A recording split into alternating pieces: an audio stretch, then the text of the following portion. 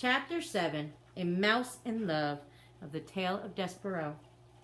And what was our own favorite member of the mouse community doing while the sound of the mouse council drum echoed through the walls of the castle? Reader, I must report that Furlough had not seen the worst of it. Despereaux sat with the princess and the king and listened to song after song. At one point, gently, oh so gently, the pea picked up the mouse in her hand. She cupped him in her palm and scratched his oversized ears. You have lovely ears, the pea said to him. They are like small pieces of velvet. Despereaux thought that he might faint with the pleasure of someone referring to his ears as small and lovely. He laid his tail against the pea's wrist to steady himself, and he felt the princess's pulse. The pounding of her heart and his own heart immediately took up the rhythm of hers.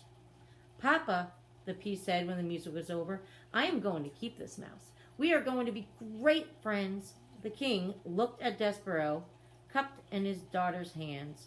He narrowed his eyes. A mouse, he muttered. A rodent? What? Said the pea. Put it down, the king commanded. No, said Pea, who was a person not at all used to being told what to do.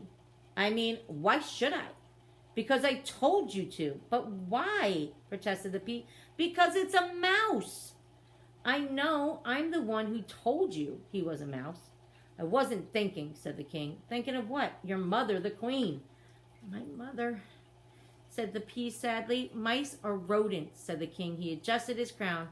They are related to rats. You know how we feel about rats. You know of our dark history with the rats. The pea shuddered. Whew. But Papa, she said, he's not a rat. He's a mouse. There's a difference. Royalty, the king said, has many responsibilities, and one of them is not becoming involved personally with even the distant relatives of one's enemies. Put him down, Pea. The princess put Despereaux down. Good girl, said the king, and then he looked at Despereaux. Scat, he said. Despereaux, however, did not scat. He sat up and stared up at the princess. The king stamped his foot. Scat, he shouted. Papa, said the princess, please don't be mean to him. And she began to weep. Despereaux, seeing her tears, broke the last of the great ancient rules of mice. He spoke to a human.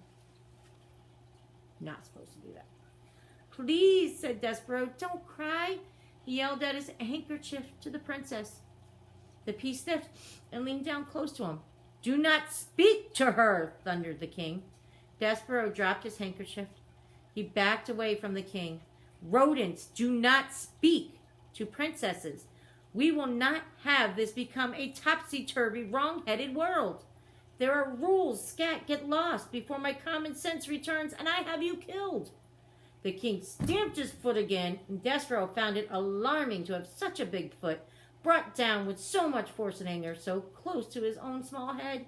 He ran towards the hole in the wall, but he turned before he entered it. He turned and shouted to the princess, My name is Despereaux. Despereaux, she said.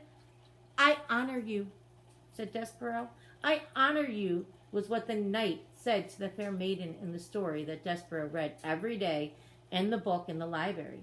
Despereaux had muttered the phrase often to himself, but he had never before this evening had occasion to use it when speaking to someone else.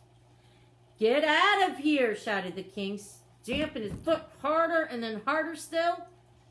So it seemed as if the whole castle, the very world, were shaken. Rodents know nothing of honor. Despereaux ran into the hole, and from there he looked out at the princess. She had picked up his handkerchief, and she was looking at him, right directly into his soul. Despereaux, she said. He saw his name on her lips. I honor you, whispered Despereaux. I honor you. He put his paw over his heart. He bowed so low that his whiskers touched the floor. He was, alas, a mouse deeply in love. Look at those two. That is Shadow And don't make fun of the name in Chub Chubs. He used to be a little chubby one, and his name became Chub Chubs.